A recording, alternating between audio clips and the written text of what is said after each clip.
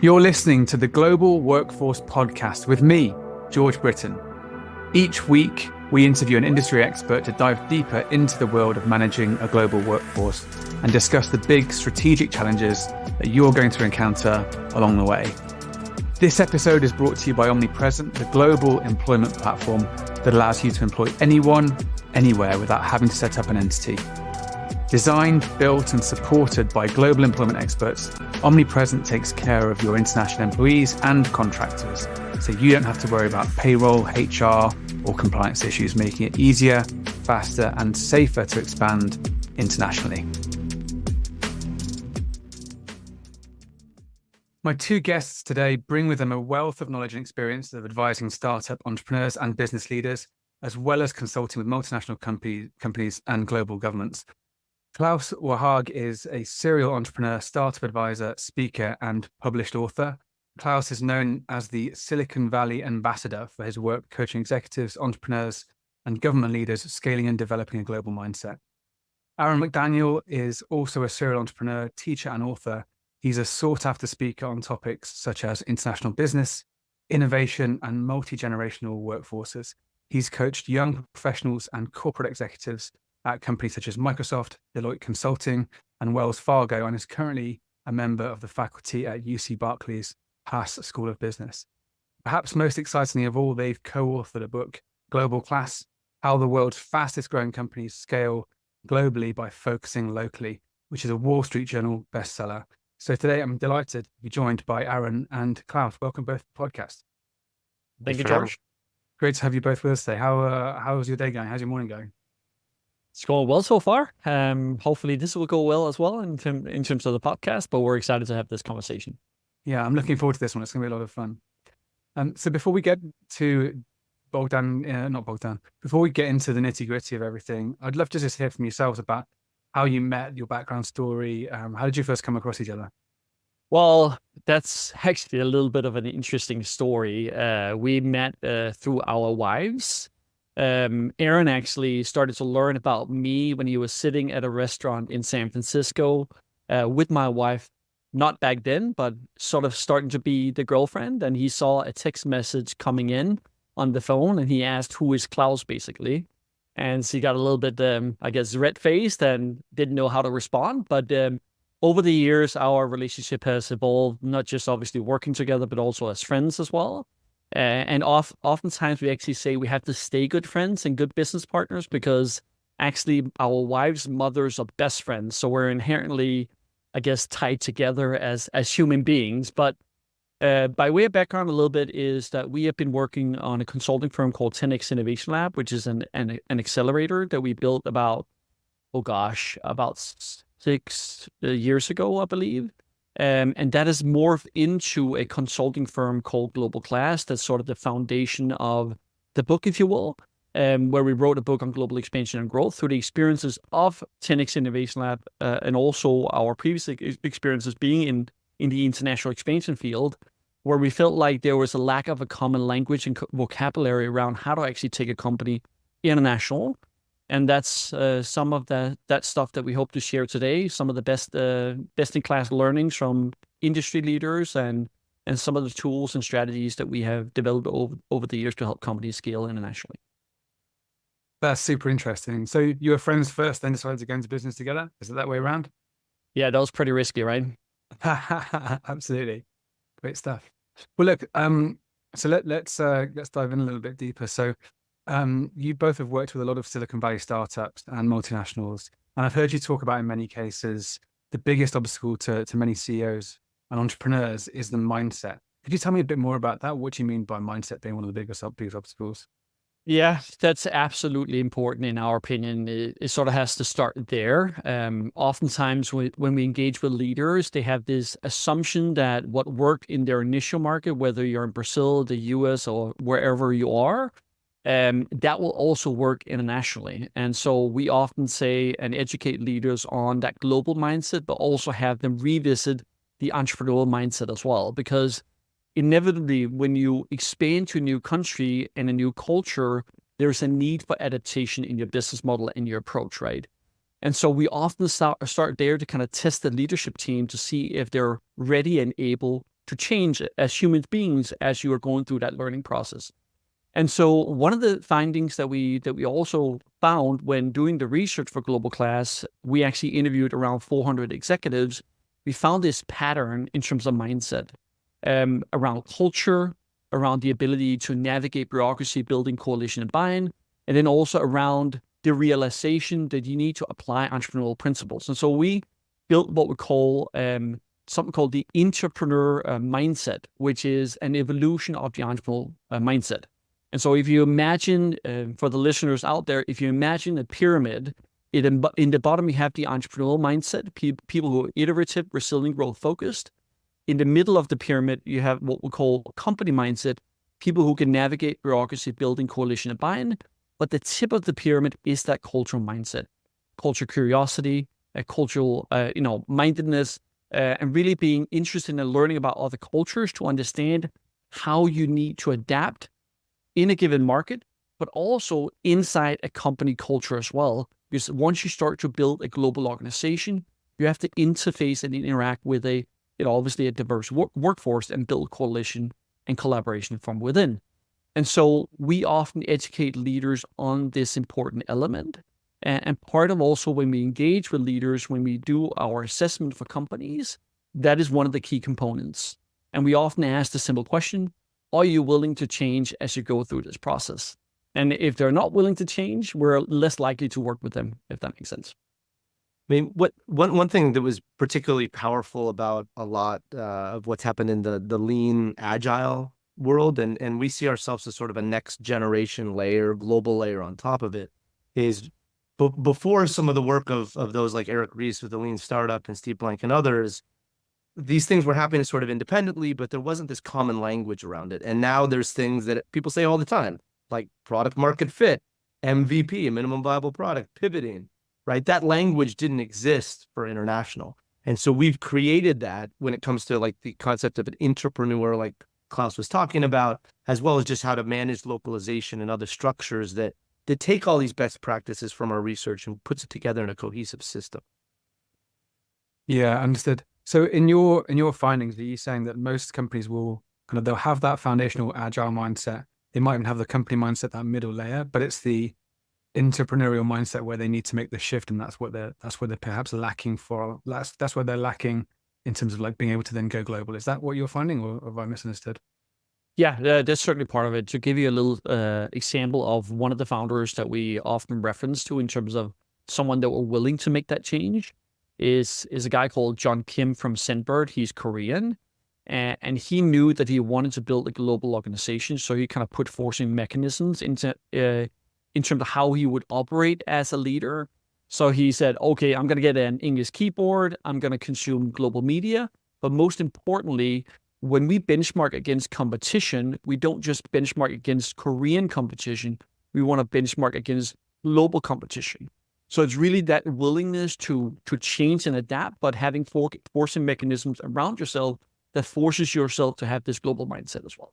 Mm. And one important point about this too is this concept of being an entrepreneur is not just someone who leaves where they live and moves to another country or is just the CEO of a company. It's really a mindset that anyone can be entrepreneurial. And it's important that at headquarters, in local markets, everywhere, people has this collective mindset to be successful.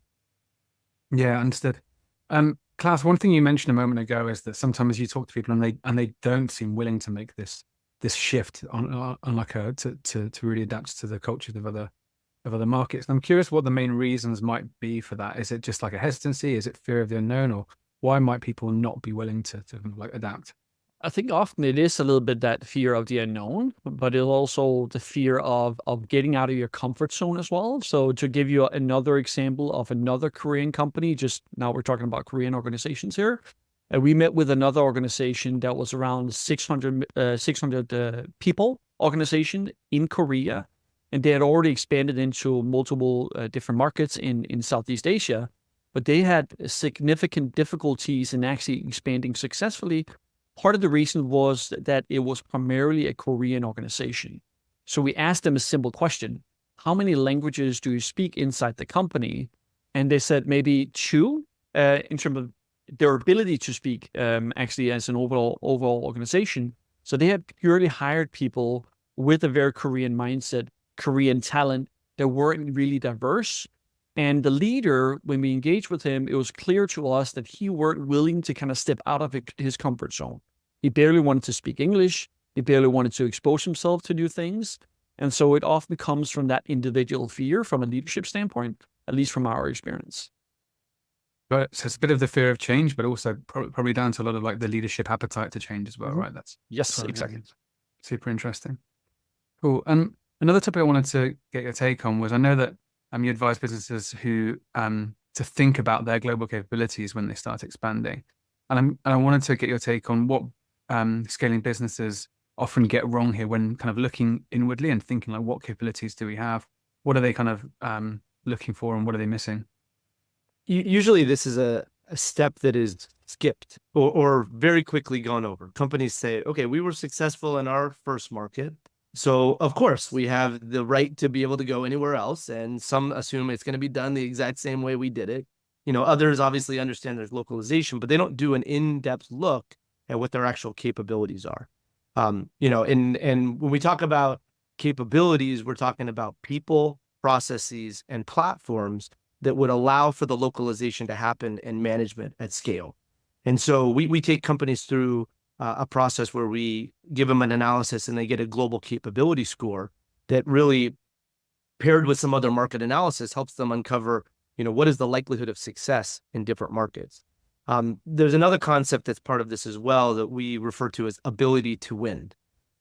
Klaus, I'm a football fan as well, soccer fan. Klaus is as well. He's a Manchester United fan. So we often use the analogy, just because, let's say, your company pickup soccer team has the opportunity to play against Manchester United does not mean you have the ability to win against them. And so just because there's an opportunity out there doesn't mean that is, you have built what is needed. You have the entrepreneurial talent, etc. And so it's really important to think about those people, processes, and platforms. And that's how we help companies actually build that structure. And it's not just something at a company level. You also need to look at it at a market by market level, because there's certain changes that a certain market would require to your go-to-market and operational model. And you need to pair that with each of those departments' ability to make those changes. Yeah, so we look inside the company in terms of different factors, everything from leadership alignment to how they do research, to how they support localization, to how they hire and build teams.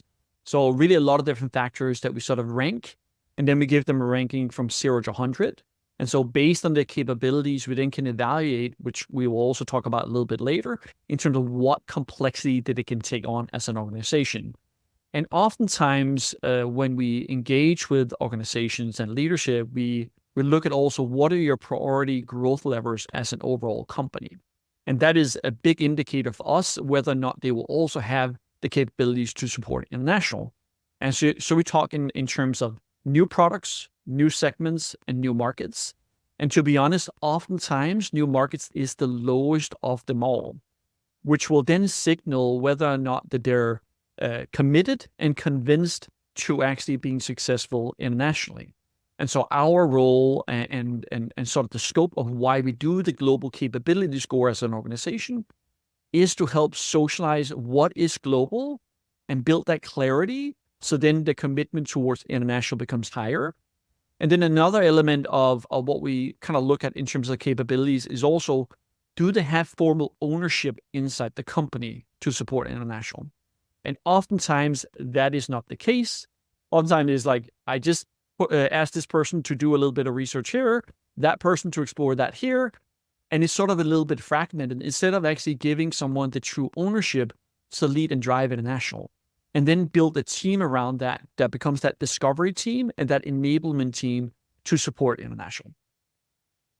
Yeah, that makes total sense. I've definitely seen, like in my experience, areas where companies have stepped up on some of those points there. I really like that point about new products, new segments, new markets. I think in my experience, the fewer of those you can change at once, like the better your chances of getting in, right? Like if you're in an existing market, existing segment, but a new product, like in my experience, you've got a higher chance of winning. If you're trying to go into launch a new product, in a new segment, in a new market, there's like so many unknowns there that you don't even know what you don't know, right? Yeah, and the other point I think you touched on is the formal ownership piece. I think that's really important, because I think, again, in my experience, you might start to analyze certain markets, and then you start to see an opportunity. And you don't know how big that opportunity is yet, and you don't know all the competitions and all the partners you might have, and you haven't fully scoped out. But all of a sudden, that person's now inherited a new job because they've done a bit of research, and then people start to see them as the owner, but actually they've got a day job as well, and they're doing something else. But it's that, I think that, the decision points about when you're going to commit and how much resource you're going to place on some of these things needs to be really structured, right? Do you ever see companies kind of like skipping over some of this structure here? 1000%. I'll let Aaron answer this one. I know where he's gonna go right now. I think so. It's a couple things. One, yes, that person gets in the role, but they are not given the structure to know what to do. They're just like, okay, we got to go to this market, and then they just make it up as they go along. And in that process, that sort of window with things, this is where a lot of time and money gets wasted, and things are more reactive instead of proactive. Like usually what happens is companies go, all right, well, there's the market opportunity, and let's just go there, instead of actually going through a deeper process that we refer to as localization discovery, where you go into the market and truly understand how that market works and how you would need to change your business in order to be successful there. Most companies don't do that. They kind of go, all right, we selected this market, we're going there. Let's do some initial research. All right, we might need to change this. And then they just reactively are like, all right, well, that doesn't work, we got to change. And that doesn't work, we got to change. And all of a sudden, 2 or 3 years pass, and they're not getting product market fit like they could if they took a more structured approach from the beginning. And also, to be honest, the risk there, if you lead with that type of process when you expand, you'll end up actually losing trust with that local team as well in between headquarter. And that clash starts to happen if you're not better prepared. Because then all of a sudden, you have to just change ad hoc and reactively. And that is not the right way of expanding internationally. Because ultimately, to be successful, you need to have that trust between the headquarter and the local team and be aligned around that strategy.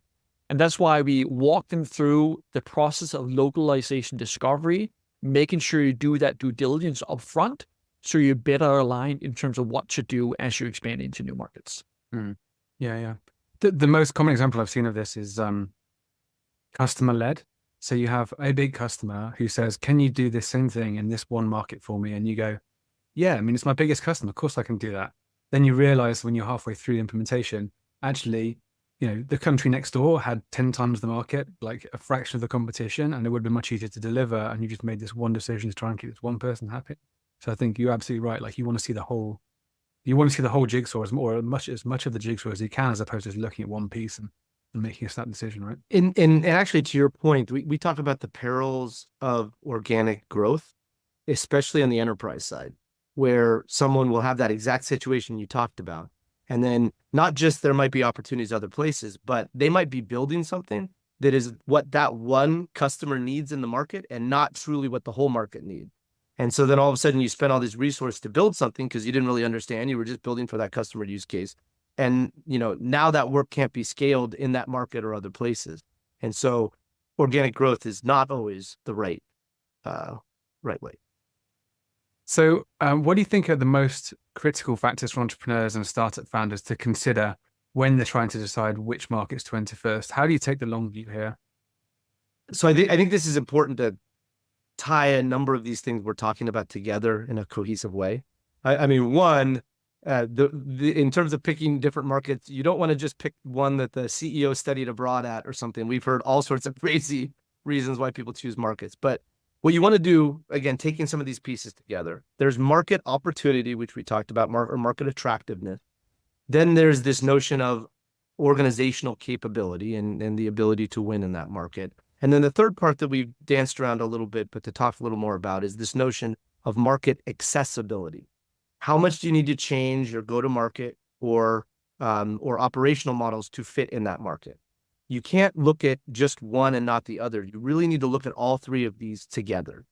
And so we have a framework that we call the Global Growth Opportunity Matrix that visualizes multiple markets and looks at not just the market opportunity, and it has like a size of different bubbles, but on a graph shows what is your organizational capability to outline, okay, here's the market opportunity, but do you have the capability to win in that market? And that's often based on how much you need to change your business to fit in that market. And so, those together all kind of make this comprehensive way of looking at markets the right way to choose the right market. The other thing that's really big for us, and George, you were alluding to this a little bit more, is it's not what is the right market to go to, it's what's the right sequence of markets to go to. You're not just building, and this is a mistake we see a lot of companies make. We're going to go to this country and be successful. Now we're going to go here, and now we're going to go here. And now you have 5 or 10 different business models. You can't create global scale and manage that effectively. And so when you think about a sequence of markets and go through this process that we take companies through, then you're able to identify linkages, scalable localization, a concept parallelization that we'll talk a lot about is just this notion of how can you make this one change and have it work in 4 or 5 markets, create momentum around your scale. Yeah, maybe just to add to that point, the latter point that Aaron shared and introduced is parallelization. And that is one thing that we're very big on. And so that's why we help companies look at market opportunities more broadly in terms of multiple markets, instead of looking myopically on one market as an opportunity to expand into. Because as a technology company, you should get to a point where you can parallelize your expansion efforts, being able to launch in multiple markets and being able to support localization in multiple markets. And so on the one side, we help them with the planning piece. Okay, let's look at what opportunities are out there based on your criterias and based on what we call your expansion philosophy. And then afterwards, then let's look at how can we build that engine of growth? How can we build a new markets team that has the right tools, the right processes, and then the right enablement overall to then support local teams as you scale into new countries. And so that is the one big piece that often resonates with a lot of the CEOs and leaders that we engage with. They want to be able to do that because ultimately they want to obviously grow their valuation, they want to grow revenue and all that stuff internationally, right? So that is what we oftentimes focus on and double click on when we help companies. And another thing, to the point of what Klaus is talking about, when you're using these processes, when you're using these platforms, it's not just things that you custom create, but it's leveraging partners. So not having to reinvent the wheel every time you go into a country. Great example of that is omnipresent, right? Instead of going and doing this one by one in every market yourself, that you can partner with a company like Omnipresent and be able to have that expertise globally and be able to take, kind of say this one aspect of the business, we know we have the right model to scale in different places. And that's what also creates a lot of this momentum and growth. Yeah, that makes total sense. And I really appreciate the plug on that one. What I really liked what you just said there was the sequencing, because I almost think about it as every time you enter a new market or launch a new product, in each of those instances, you find a few different things, right? You could potentially find new partners and new ways of going to market with new friends. You can also find a bunch of new competitors. And if you get that sequence wrong, you might find that actually you unlock a partner way further along the line than you could have done. You could have brought that forward, which could have accelerated a bunch of other markets. You also could invite a bunch of new competitors earlier on than you really wanted to. And do you really want to poke the bear, or do you want to leave the bear until the end and kind of have a big fight at the end of the game? Exactly. And we can't say the exact use case here because we're under NDA, but let's just say we're working with a pretty significant financial services company. And we were looking at 8 different markets as an opportunity, or opportunities in terms of plural. And out of those 8 markets, there was 3 markets that actually could be unlocked by acquiring a specific organization, right? So because you're looking at multiple markets, it also gives you the opportunity to look at opportunities that can unlock multiple and not just one singular market. Also, you can then look at, from a product perspective, if can you launch this specific solution in multiple markets? Does that resonate or no? Or is there a different element that you don't have within your product portfolio? Let's say your bank and you do lending, say buy now, pay later. There is that in 2 markets that's an important element of expanding into. Oh, we don't have that capability. What do we then do? Do we then build it ourselves, build that internal capability, or do we then acquire a business that gives you that capability to then scale into those countries, right? So you can be much more planful in the way you actually go to market as an organization overall. And here's the interesting power behind what Klaus was talking about as well, is in each of those two situations he talked about, those countries were in different continents, and guaranteed that the company would not have thought about it if they looked at things like most companies do, market by market. But in mapping that out in this way, you all of a sudden can identify different continents and totally unconnected things where there actually are connections that exist. Yeah, that's super interesting. Maybe let's talk about that in a bit more detail. So you've spoken about how different employment markets have different approaches. Could you talk a little bit more about that? So how you might, how a business scaling into, say, Europe might take a different approach to, say, scaling into the Middle East, for example? Yeah, sure. Let me just start by broadly saying that, localization, again, in our book is one of the core elements that we talk about, right? It's really, really important to adapt. And I actually watched the Arnold Schwarzenegger documentary yesterday, and it was kind of interesting, actually. He obviously Pumping Iron? What is it? This is the old one, like Pumping Iron from the 70s? It's the new one on Netflix. It's actually pretty I've cool. not seen it. So kind of the learning from that was even how he needed to adapt as a human being, and also in terms of bodybuilding, right? In Europe, he started to do a lot of bodybuilding competition all over Europe, and he was bulking up, being very, very strong and very, very buff, right?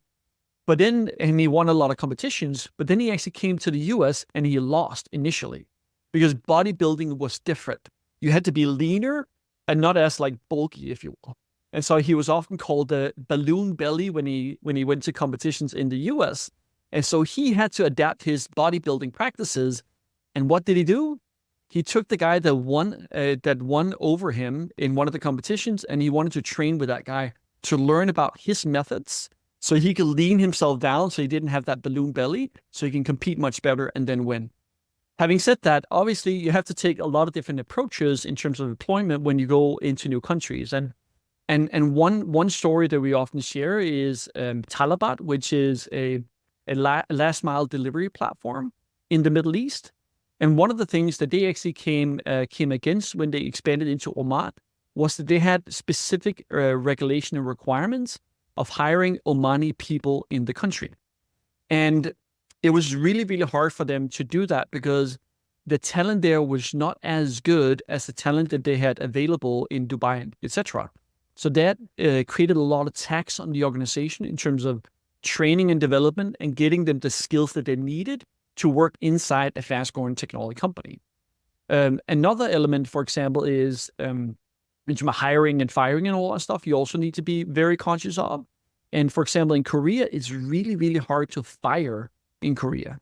In fact, you have to actually go talk to employees and almost agree to fire that person. And so you have to be very careful and conscious around how you manage regulation in those different countries.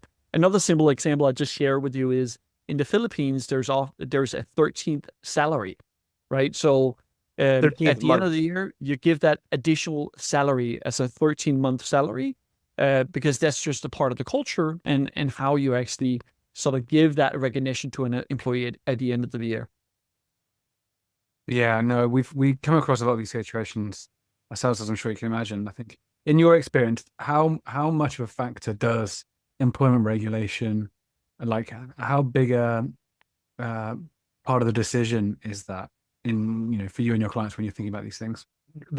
It's huge, so much so that and not just for hiring on the people side, really for everything. So we take companies through a process we call the business model localization canvas, where they take their validated model, and in order to get to what your hypotheses are for a new market, you have to go through a process where you answer certain key questions, talk to stakeholders.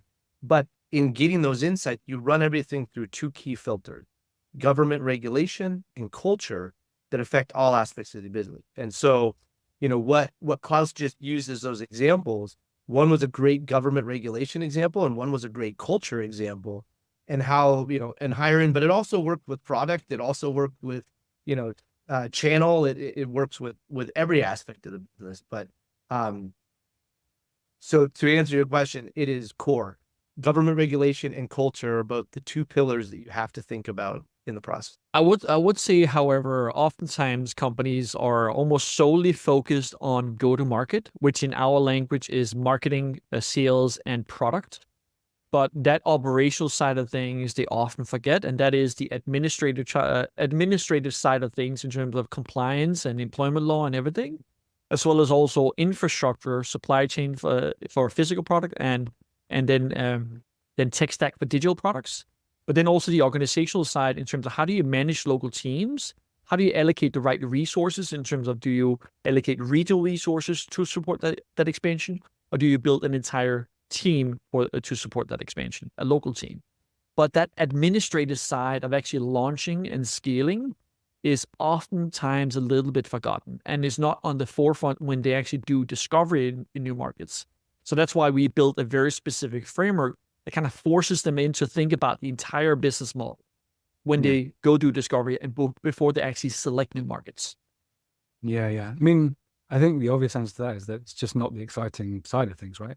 You know, especially for US companies, right? If a US company going, hey, I want to get into the European market. You know, there's a single currency. Like, you know, I could set up an office in France. There's loads of great talent there. I could start trading very quickly. That's the prize. But then they often overlook, well, the fact of the matter is France has the second highest employer costs in the world. They also, you know, they have a much more employee friendly set of regulations in France compared to the States. You can't just fire somebody at will as you can in the States. And the other thing that often catches them off guard in my experience is, what do you mean they don't need benefits? All the benefits are provided by the state, or like in a completely different, or in a very, very different way to the States. Those are some of the things that often get, that's not quite as exciting as like, we're going to attack Europe and look at the size of the market, right? That's right. And it's not just even on the hiring side, it's even just on a regular basis. We had a great case study we included in our book about Apple and how they would do employee surveys in China. And everyone was like, yes, we love working here. It's great. But the attrition was terrible. You know, like everyone just kept leaving. They'd just turn over employee after employee, and they would have these anonymous surveys. And even though everything seemed anonymous, people would not answer because of the business culture. They wouldn't answer honestly. And so it was very hard for them. They had to use different methods to even communicate with their employees. Yeah, totally. Awesome. By the way, I have a disclaimer. I have nothing against France. It's a great market, great people. Huge opportunities for any US companies expanding to France. Perfect. I want to come back to something you mentioned earlier. We talked a little bit about autonomy and trust and commitment to markets. So, Klaus, you've written about the importance of autonomy when entering new local markets. In your mind, why is this so important, and how can you go about building this as an expanding company? That was one of the big pieces that Aaron and myself, we focused on. It's a core element to do it successfully. Just the reality, because without trust, without the autonomy, you're likely not going to be successful. So on the autonomy side, you need to be able to grant that autonomy to local teams to then identify and understand how can you successfully operate in that market. What is that right go-to-market? And having that trust between the local team and headquarters, they'll then grant that trust for them to actually implement what is that right strategy. So it's really important that this is actually nurtured inside the organization. And if it's not, it often kind of creates this us versus them mentality that oftentimes is the reason for why things fail. I often compare it a little bit to when you start an early stage startup. One of the big reasons for why things fail is because of people and misalignment amongst the founding team. And the same applies a little bit here in terms of with the local team and then the headquarters. They're together, they should be collaborating together to make that successful, right? And so you absolutely want to avoid that.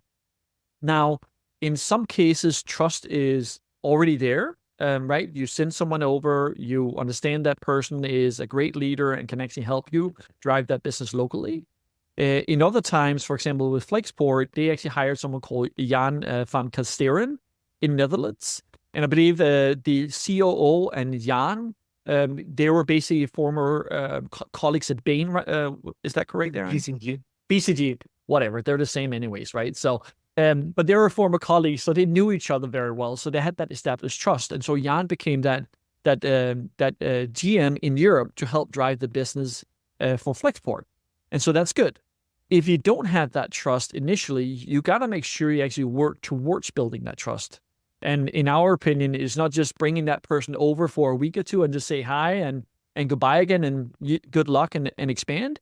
You got to make sure you actually set up these formal structures to enable that communication happening between both parties. And one is obviously spending time together physically where you can kind of see how each other interacts.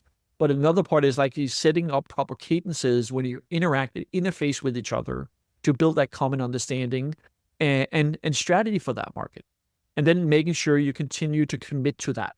Because oftentimes what happens a little bit from our experience is that that local team and then that local lead is sort of a little bit of an island and working a little bit more siloed, and then has to navigate the headquarter by themselves. Whereas in our opinion, people at the headquarter side, they need to help remove obstacles and support that team. And so you got to make sure you actually set up formal structures to then enable the expansion to happen. A couple other points. One is that this autonomy and trust is not a static thing. So we have this concept we call the autonomy curve, or the autonomy curve, where early on when you're launching, you need to give more autonomy, like Klaus said, to find that product market fit, to understand how it needs to change. But if you just leave every local market with high autonomy, that creates that problem where every country is different. And so over time, as you enter more markets, you need to lower that autonomy a bit to create that system and growth engine. But not to the same level, but as you move more mature in a market, you actually need to give a little more autonomy to get more than just that surface level of customer base to actually get deeper market penetration, become a market leader. So it's almost like you start high, you go lower, and you increase a little bit more. The other thing that kind of ties some of this together, what Klaus was talking about is, and we find a lot of companies get this wrong, is finding the right balance between company knowledge and local knowledge. And so often companies over-index on one versus the other. They go, we're going to send someone from headquarters and we're going to do things the company way, but they miss out because they don't have native local understanding. And then like Klaus said, on the other end, if you just hire someone in the local market, but don't help them build that trust and ability to get things done and cultural alignment at headquarters, you're not going to be successful. And so there's not a magic formula of, oh, hire this person here and this, but the idea is to be purposeful about creating a system that allows for both to exist to be successful. Yeah, I think these are really, really interesting points. Like I've certainly experienced some of these growing pains myself in my career. Like one of the things that I've spent a lot of my career building sales teams, and one of the things I really pride myself on is building really consultative sales teams, right? So like really listening to the customer, really understanding their problems, and then guiding them through with education and knowledge. Now that works really well in certain markets, but in other markets there might be a different approach, and you've got to try and find like that might actually be really, really effective and really impactful. But it's finding that balance between like you say, like the company culture, the local culture, and finding something that works both ways, that keeps a degree of consistency, but also doesn't like turn all of your customers off in a certain space, right? Absolutely. Yeah. Cool. Let me jump into a different topic now. So one of the things I wanted to get your take on is the best operating model to set up in different countries when you're expanding overseas. Companies are typically thinking about setting up a foreign entity, or maybe hiring some freelancers, or finding some kind of option in the middle.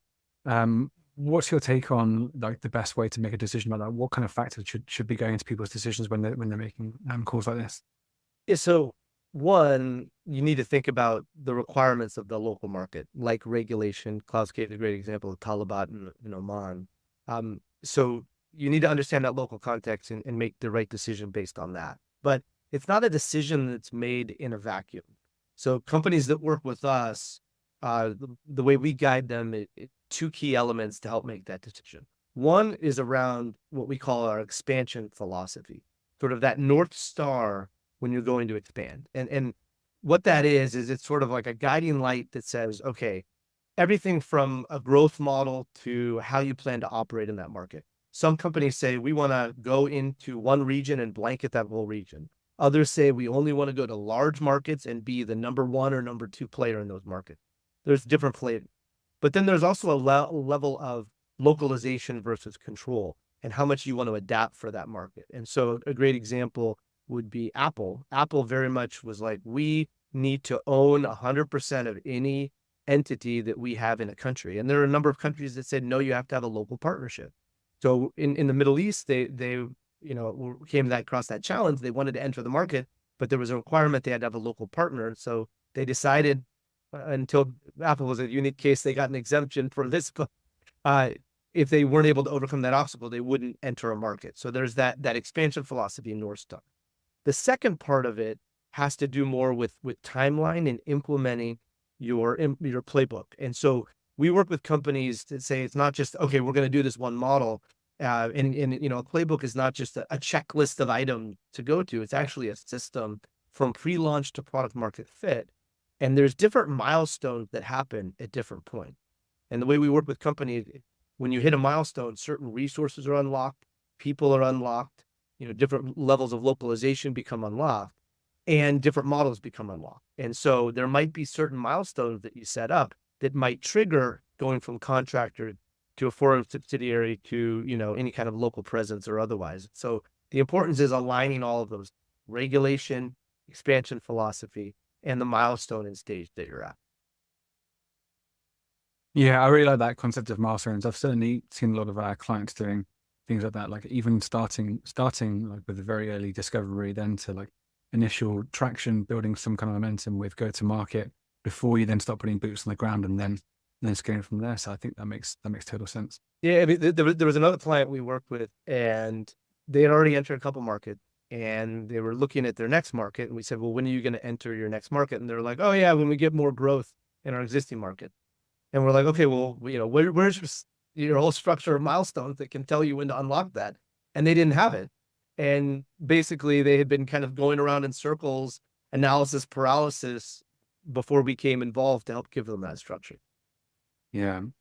I think it's a really common thing, is just to overlook some of these points, but I think they can be really, really important. Let me get your take on workforce expansion. So, for example, how can a US company scaling into other countries start to think about preparing their workforce for global expansion? What should they be thinking about if they initially operate in one country and then they're starting to build a cohesive company culture across borders? Well, I think I'll start a little bit from a higher level, if that's okay. One of the important things that we often talk about and try to help organizations to think about is actually starting to communicate themselves as a global organization. Because once that communications start to happen from a leadership perspective, that will permeate down into the organization. I know this is a little bit extreme, but we often work with companies also from Japan, from Korea, etc., where they have a much more centralized approach in terms of operating a business, and also much more and very specific culture, around that market, if you will. And so you need to be communicative once you want to almost drive that change inside those type of organizations. And we often hear the example of Rakuten when they were scaling as a business. Megitani-san, who is the founder of Rakuten, he recognized that, okay, great, we have built some initial success in Japan, but my aspiration is to build a global company. So he was very proactive in communicating that. Also, this is a little bit more of an extreme example. He said, okay, great, we're in Japan, but we're going to start to speak English. We're going to make sure we adapt our culture and we get out of our comfort zone and make sure that this is a global business environment inside the company. And that then led to them also defining a talent strategy around, let's not just hire Japanese people into the organization, but let's actually go and find international talent to bring inside the company. And so by communication and by planful talent attraction and development, you can then start to actually prepare the organization for international growth. And part of what we often work with organizations on as well is to help think about how can you build that pipeline of entrepreneurs inside the company, right? We believe that's important because as you build a global organization, you need to have people a little bit more agile and willing to change. And also you need to have people who are a little bit more willing and able to actually build coalition buy-in, not just inside the framing of a headquarter, but internationally. And then they need to have that culture mindset as well to kind of interact with other cultures also. And part of the process before actually, when we go actually through the process of building that GGO matrix or the global growth opportunity matrix that Aaron alluded to a little bit earlier, we also have them go through what we call local knowledge mapping inside the company. Great. Let's look at your diversity overall, but let's also look at what type of talent, international talent that also have experience in other markets, do you have inside your organization?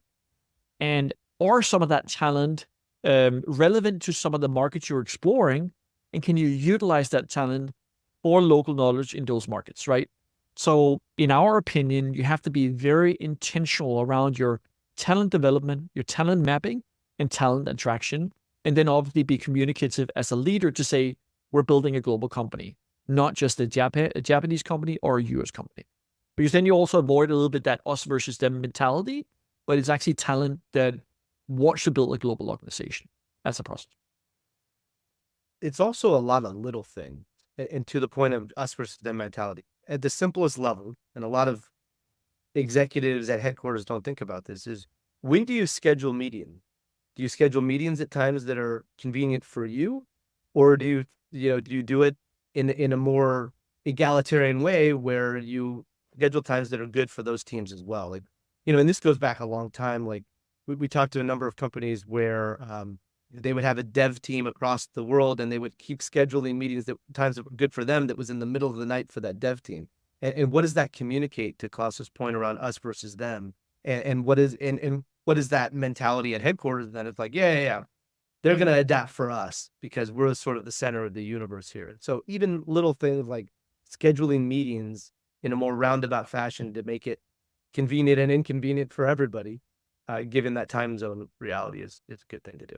Maybe to throw in just another comment here, and I'll use the Rakuten example as well. When it comes to meetings, one of the things that they're actually very intentional around is facilitating communication and feedback loops between the different markets that they're in and the different regions. And so at Rakuten, they hold something called an asakai, which is in classical terms, or at least American, probably also in British terms, if you will, like town halls, right? And so every week they have a town hall where Mikitani-san sits down and talk about what is the strategy, what is the culture, and how do these things tie together, right? So they have this town hall, and then 3 hours later they send it out to Europe, they send it out to the US, etc., based on the time zone that they're in. At the same time, also these regions are also encouraged to have town halls themselves, or these asakais, but they also do it and they also record it and send that back to the other regions. What then happens is that there is this constant communication and flow happening between the different markets and regions that gives insight into what is actually happening, and sort of continues to kind of nurture that global mindset inside the organization. Now, it's a little extreme to do it every week, but the intentionality around communication is certainly something that we encourage for the companies that we work with. I think that's such a good point. It's the intention behind the action, Yep. right? Yep. I remember a few years ago I got picked up on this, so I wanted to do I wanted to create a career growth framework for the team, and so I needed to do a workshop. But I've got people in all sorts of different countries and different time zones and everything else like that. So I was like, right, do you know what I'll do? I'll get as many people as I can into our office in London, and then I'll get a few other people to dial in, and then I'll get on a couple of laptops, and then they'll be able to see the thing and participate. And my colleague was like, "No, you can't do that. We're a remote first company. You need to give everyone the same opportunity. Like, what if they can't participate? What if they can't see the board? Like, they're not going to see the board when you're doing your squiggly writing, and they're not going to hear everything that's being said in the room." So of course we shifted to a Miro board and a Zoom room, and it was it was way easier to get everyone. It was like a level playing field, right? And the intention, maybe we could have got slightly more out of the team that were in person, and if we did it the other way around. But I think it's the intent behind it of giving everyone, making everyone feel like they have an equal seat at the table, right? Right. Yep. Cool. Another thing I wanted to get your take on, and this might have happened, I guess, in a few cases in the last few years, but companies that have scaled too quickly. Are you finding there might be pitfalls for companies that try and do too much too soon? And especially, we've certainly seen in the tech sector in the last couple of years of hyper growth and then flattening out. What's your have you seen examples of this? Absolutely. I think what I'm reminded of is that fairy tale of the tortoise and the hare. It's not about just getting out the gate fast. I think another analogy I've used before is this notion of like, if anyone's ever done a group scavenger hunt, the teams that win aren't the ones that say, like, let's just scatter off in every direction and go do this. The teams that win say, let's take 2 or 3 minutes and figure out our list of things we got to get and what different people can do and create a little system, right? Takes a little time, but ultimately that's what equals success. And something I think I was talking about earlier was just this notion of, if you don't do that, speed and iteration is the focus. Let's go be successful here, then here, then here. And then companies hit that wall when they get into 5 or 10 markets because they didn't create a cohesive system and a foundation for growth. And so you have to set up those structures. You have to get that alignment around like the importance of global. You have to build the right teams. We talked a lot about that. So there are a lot of problems with doing that. Now, the other side of it too, and I think we're starting to see this more, is companies, especially that were born during COVID, they're virtual first, right? And then they attempt to be born global. Like they say, oh yeah, we're going to be anywhere and everywhere.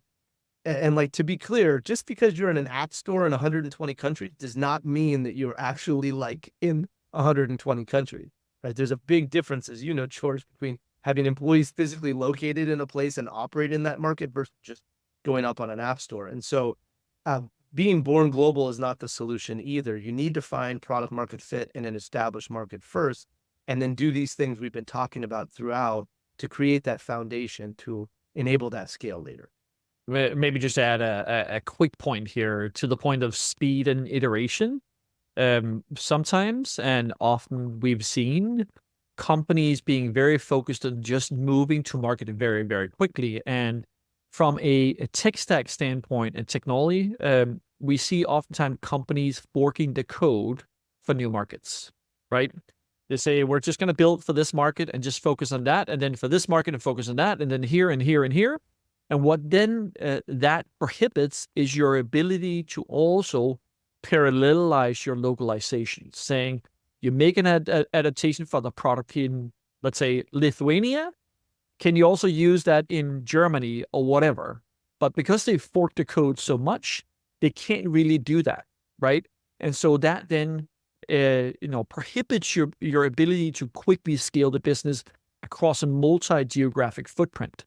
And so oftentimes we then come in and obviously see that inside the company, and we say, you need to pull back a little bit more and think about how to platformatize your technology so you can then enable that growth future.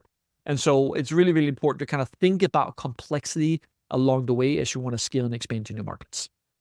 That's super interesting. Sorry, go on, Aaron. I was going to say to the point of what Klaus was talking about, it jogged another story in my mind. And you were talking about common mistakes.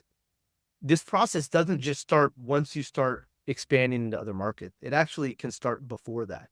The mistake that a lot of companies make, especially companies that come from big market, is they hard code their business for that market. And then it becomes very hard to make adaptations from that because that flexibility was not built in.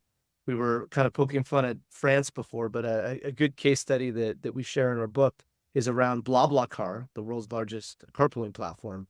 And Frederick, their CEO, helped implement a concept at the company early on that they called building for 2 markets. So even before they launched in their native France, they thought about the Spanish market as well.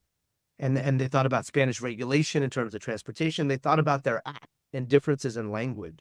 And so it became very easy for them to add country 3, 4, 10, 20, because everything wasn't hard-coded for France. That flexibility was built in. Yeah, that's super interesting. I think it's such a common mistake, isn't it? And you find so many startups that will start a business, have a degree of hard coding in their platform, and then after 2-3 years, all of a sudden they're going to launch a whole new version, and they need to completely push the old version out the door. Those things are painful, take a long time, a huge amount of resource, and you've got to figure out the migrations. That's a painful thing to go through, right? It's not something you want to go through. I think the other thing I was thinking, I was going to say a minute ago, Klaus, you got me thinking, how did companies get to that situation? Because I think my feeling is it's probably a couple of things. It's probably people operating in silos and going, hey, like you say, I'm in Lithuania, I need this thing, let's build that, let's get that out the door, but not really thinking about the other. So it's a bit of solid working. It's also probably a bit of over-indexing on the autonomy scale that you mentioned earlier on, right? Yeah, 100%. It is that over-indexing on autonomy, and obviously you want to be careful of that. So part of what Aaron talked a little bit earlier about was that autonomy curve, and so part of or when the autonomy is high is when you actually do a lot of the discovery efforts and mapping out what needs to be done, etc. But then you have to make sure you're aligned with your overall organization in terms of what needs to be done or what can you do and how do we then manage that complexity. And that's why the autonomy then lowers.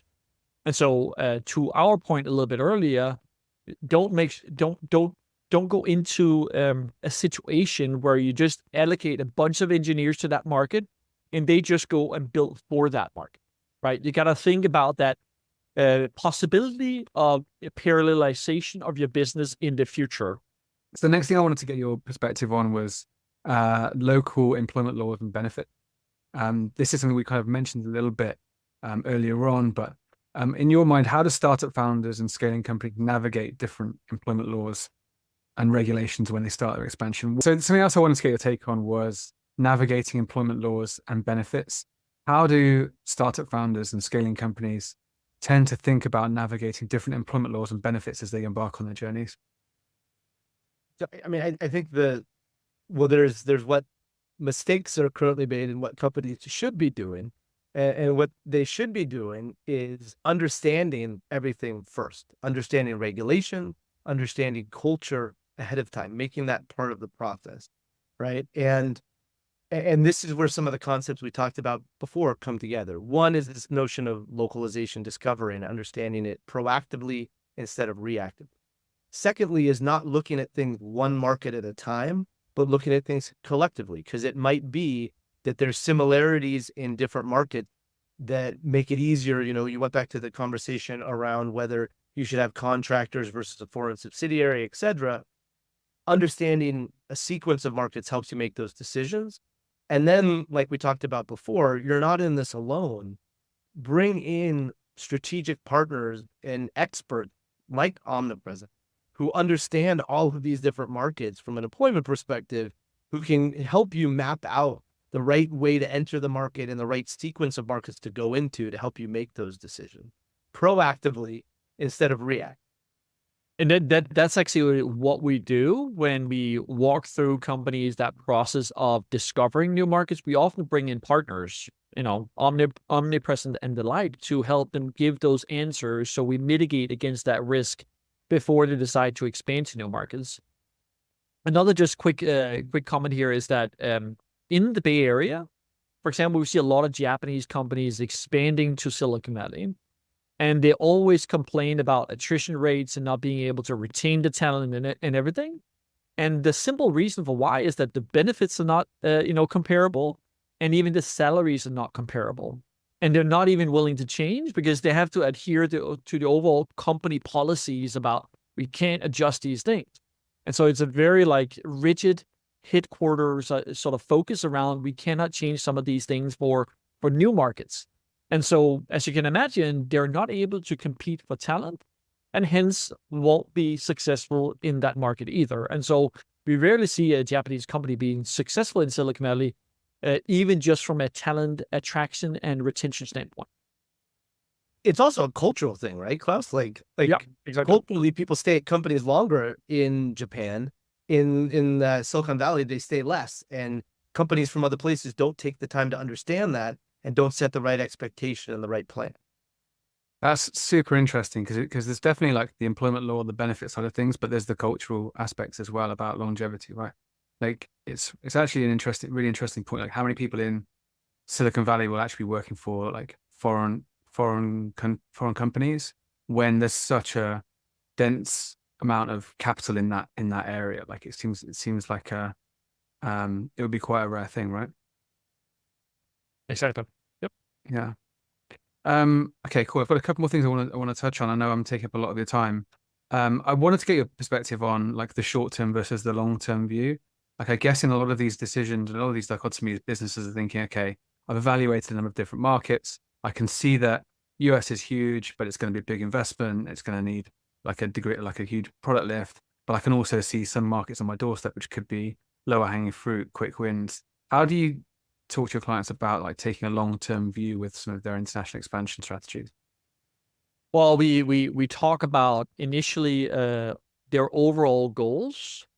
What is their philosophy as an organization? So one of our clients wanted to 10x their user base. I'm not going to say the specific numbers because maybe they can search online.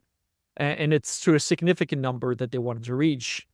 And so to reach that goal, you also have to take a long-term approach in terms of evaluating new markets. And so that's why the Global Growth Opportunity Matrix as a tool to do that resonate a lot with that organization.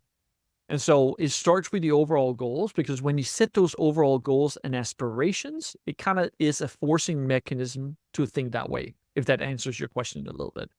And so we then try to kind of help them navigate in building based on that philosophy and based on those goals, what are the right criteria to think about as you want to grow and scale? And so I think Aaron mentioned this a little bit earlier, but with that client, their stated goal was very, very high, but their actions were very short-term oriented, meaning they were looking at markets that were closer in proximity, but also only 20 and 40 million population. And so if you compare it to the 10x goal, which again is very, very high, we're talking about a big number, their actions didn't match the philosophy and overall goals. And so what we want to do as part of the process when we engage with leaders, say, okay, let's match those things. Either you give a little in terms of your philosophy and overall goals as an organization to match your current actions, or you change your current actions to match the overall goals.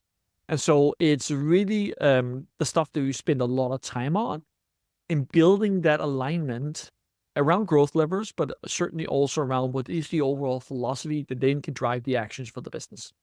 Yeah, it makes total sense. Cool. Okay, last big question for you for the day then. So we've had a number of different guests on the podcast talking about the resurgence of cross-border M&As and actually inorganic growth being a really key part of international strategy. I'm curious to get your take on this. So how many of the founders that you work with are considering this as part of their future, and what advice would you have for any scaling company that's considering this as part of their arsenal? Yeah, I think it's one, don't think about it in a vacuum. Two is also to realize that, and I don't have the exact numbers, but I know there's lots of evidence out there that most acquisitions fail. They do not work. And so the output of that global growth opportunity matrix exercise in a sequence of markets, the next step we take companies through is actually what we call the market entry mode modality matrix, right? So we actually take them and say, what is the right build, buy, partner, localized strategy for that market? And that's not just, hey, cool, we found this awesome company. It's directly related to those other concepts we talked about before. Market accessibility. How much would you have to change if you did this yourself versus acquiring a company? And ability to win. You know, if you have high ability to win and there's not a lot of changes you need to make to your market, it doesn't make sense to buy. You can just go in and do that yourself. But if you have a low ability to win and it's a very low accessibility market, there's a lot of changes you need to make, there's a lot of complexity, then it would make sense to actually do that acquisition. So going through, and then again, not looking at it one market by one market, but looking at that whole cluster of markets you're interested in, because there might be a good M&A candidate that might not be great, might not be the answer for that one market, but might be the answer for 5 of those markets. And all of a sudden, that's where you can create some scale and growth.